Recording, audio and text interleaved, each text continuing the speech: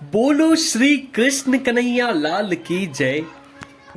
मित्रों, स्वागत है आपका हमारे चैनल राधे राधे में।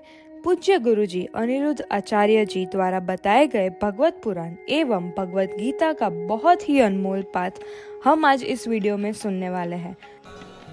आप सभी को आज तुलसी पूजन दिवस की, तुलसी पूजन की बहुत बहुत शुभकामनाएं।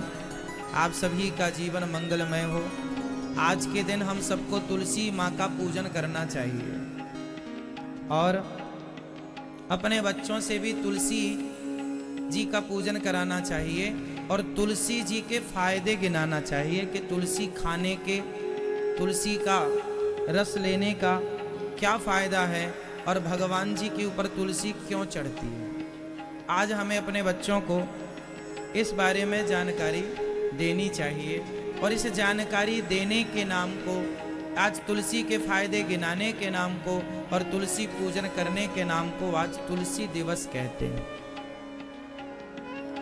आज 25 दिसंबर मीन्स माँ भगवती तुलसी का हम सभी बड़ी श्रद्धा से पूजन करें और सनातन धर्म में लाखों वर्ष से उपयोग हो रही इस तुलसी का क्या विशेष महत्व है।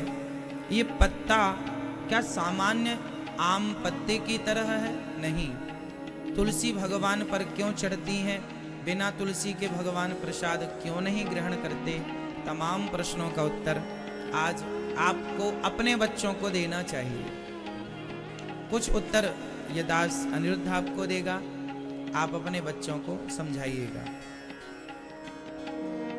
आपको पता है, सबसे पहले तो मैं साइंटिफिक बात कर लूं आपसे।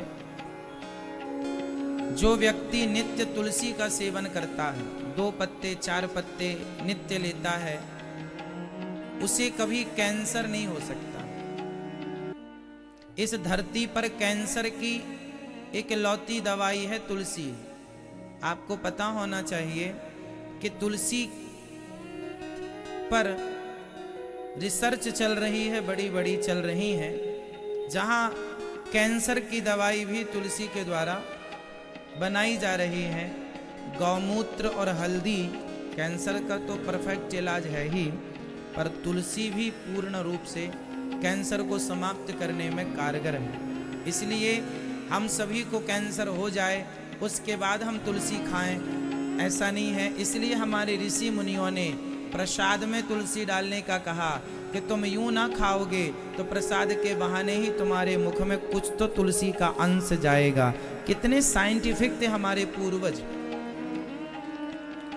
इसलिए भगवान जी का भोग लगेगा तुलसी डालकर, ताकि तुलसी का एक पत्ते का चौथाई हिस्सा भी यदि आपके अंदर गया तो वो कितना बड़ा असर करेगा शरीर में, कितना हमें सिक्योर रखेगा बीमारियों से। ये तुलसी की बात है। इसलिए रोज आप तुलसी 2-4 पत्ते खाकर और पानी पी लिया करें। शालिग्राम भगवान के ऊपर तुलसी जरूर चढ़ती है, लड्डू गोपाल जी के ऊपर भी तुलसी चढ़ती है। अच्छा, आप लोग तुलसी चढ़ाते हैं ना तो तुलसी गिर जाती है। तुलसी चढ़ाने का एक बेस्ट तरीका है, जब तक आप नहीं चाहेंगे वो गिरेगी नहीं। भगवान पर तुलसी कैसे चढ़ाएं? चंदन होता है, चंदन होता है, मलयागिर चंदन अपन घिसते हैं, या आप नहीं घिसते तो अष्टगंध ले आते हैं। तो अष्टगंधों को एक कटोरी में आप गाढ़ा सा घोल लीजिए।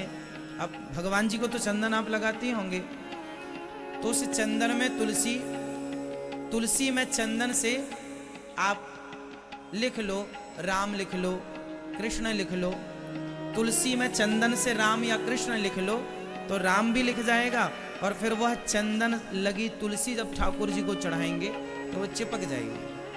फिर वो सूख जाने पर चंदन जब तक आप छोड़ाएंगे नहीं निकलेगा नहीं। तो तुलसी यूं तो आप भगवान पर चढ़ाएंगे तो गिर जाएगी, है ना।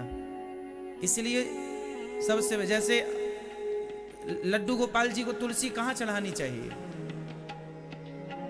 बताइए? लड्डू गोपाल जी के, आप सबके घर में लड्डू गोपाल जी होते हैं, बताइए किस अंग में लड्डू गोपाल जी के तुलसी चढ़ाना चाहिए? आप कहाँ चढ़ाते हैं?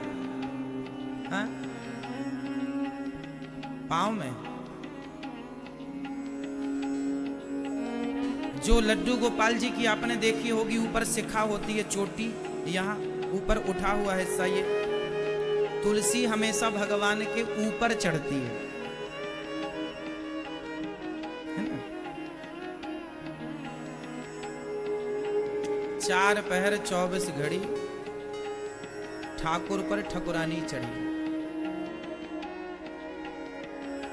ठाकुर मीन्स भगवान श्री कृष्ण, ठकुरानी मीन्स तुलसी।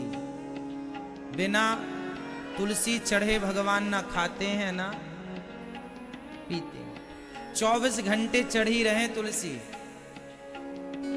तो आप जो भगवान के यहाँ ऊपर होता है ना, ऐसे इनकी टोपी होती है, ऊपर छोटी शिखा कह लीजिए आप, बालों का मैया क्या करती थी ना, भगवान के बाल सब ऊपर की तरफ लेके और बालों का जूड़ा बना देती थी। तो शालिग्राम भगवान जी में जो ऊपर की तरफ देखते हैं ना सिर में, वह एक्चुअली भगवान के बालों का जूड़ा होता है। वह भगवान के बालों का क्या है? जूड़ा।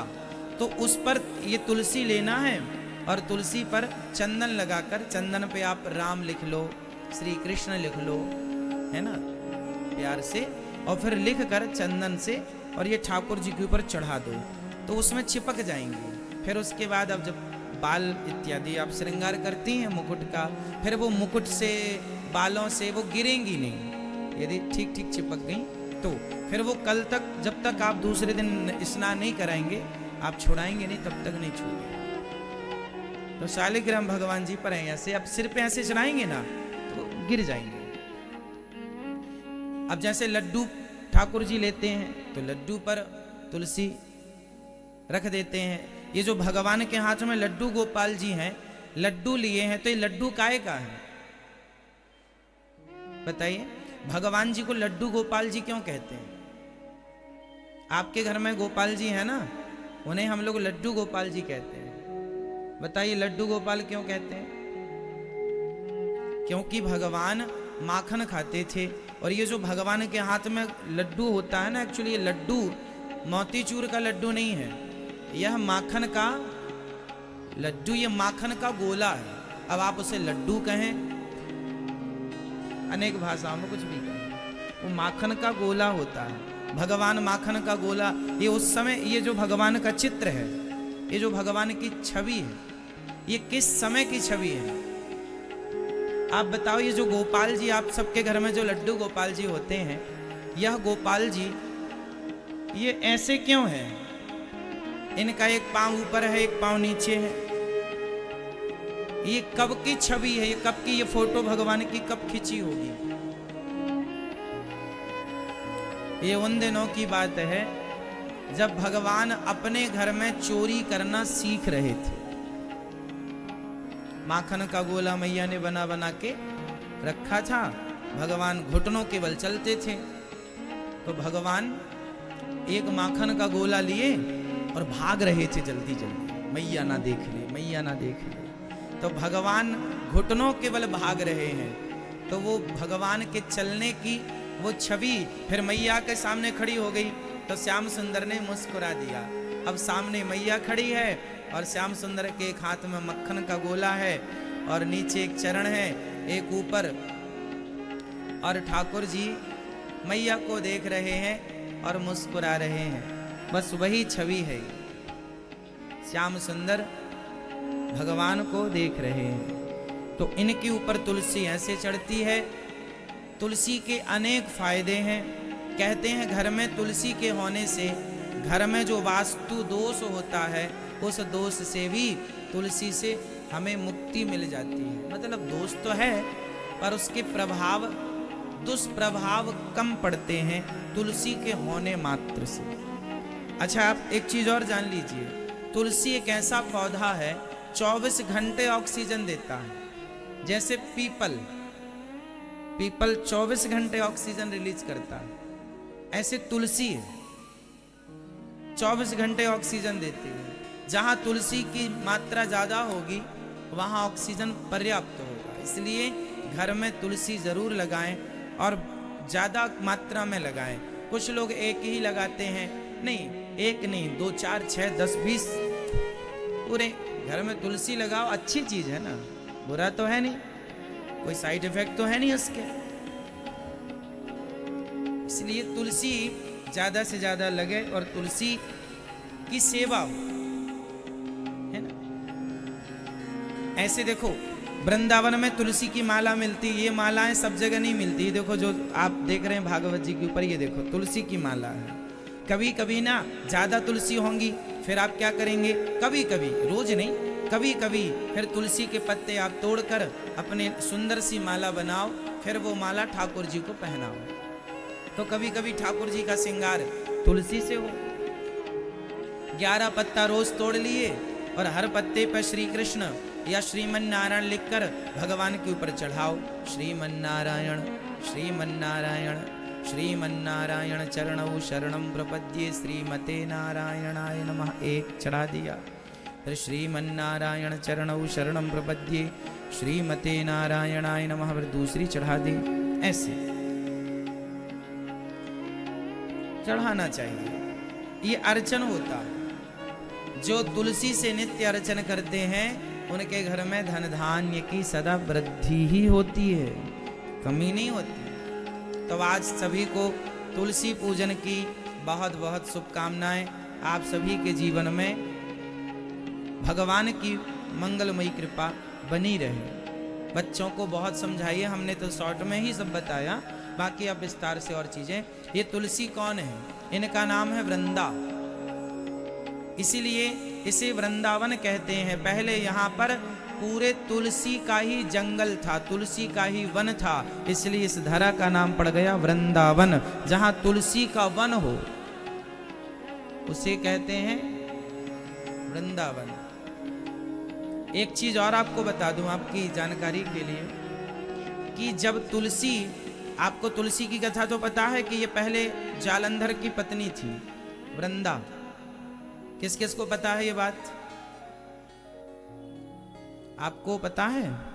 नहीं आपको पता है दादाजी? चलो पर सुना देते हैं। तुलसी का इतिहास क्या है।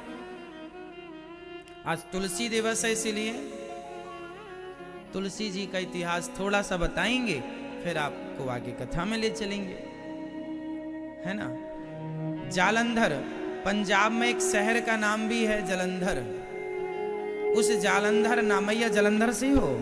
अच्छा, तो आप तुलसी के यहां से हो।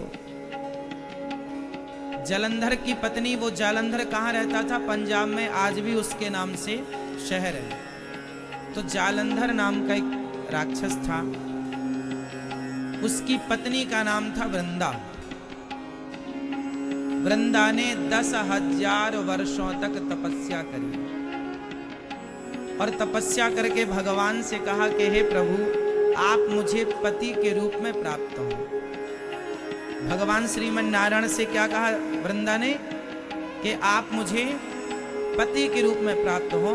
फिर भगवान श्रीमन नारायण ने कहा, मैं तुझे मिलूंगा, पर उसके पहले तुझे और किसी की पत्नी बनना पड़ेगा। तो भगवान ने कहा, हमारी लीला का समय जब होगा तब हम आएंगे, पर अभी जाओ, तुम जलंधर की पत्नी हो जाओ। तो तुलसी भगवान के कहने से आपने जलंधर से विवाह किया और जलंधर की पत्नी बनी।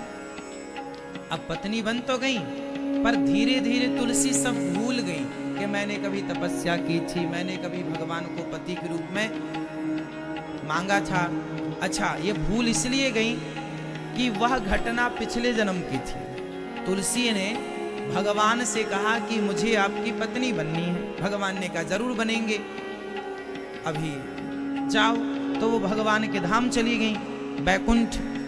फिर उनका जन्म हुआ। भाई संसार में आए हैं तो नया जन्म लेके आना पड़ेगा। तो उनका एक जन्म हुआ वृंदा के नाम से। फिर वृंदा का विवाह हुआ जलंधर से। जलंधर बड़ा दुष्ट आदमी था। अच्छा, ये बड़ी पतिव्रता नारी थी। इनके पातिव्रत बल पर वह जलंधर बड़ा अत्याचार करता था, मारा मरता नहीं था। तो देवताओं ने भगवान से कहा कि प्रभु, ये जालंधर तो बड़ा दुष्ट है और ये मरता नहीं है। भगवान शंकर मारने गए, शंकर जी से ना मरा। क्यों? क्योंकि पत्नी पतिव्रता थी, पत्नी ने मरने नहीं दिया। बड़ी पति, यदि कोई इसके पातिव्रत धर्म को बिगाड़ेगा तब इसका पति मरेगा, वरना इसके पति को मारने वाला धरती में कोई पैदा नहीं हुआ। शंकर जी ना मार पाए। कब मरेगा? जब इस पत्नी का कोई पातिव्रत बिगाड़ेगा। अब बिगाड़े कौन? कोई ऐरा गैरा नत्थु खैरा तो बिगाड़ नहीं सकता। बिगाड़े कौन? तब भगवान के पास देवता गए, प्रभु रक्षा करिए रक्षा करिए। भगवान नारायण ने कहा अच्छा मैं करता हूं। तब भगवान ने जालंधर का रूप बनाया।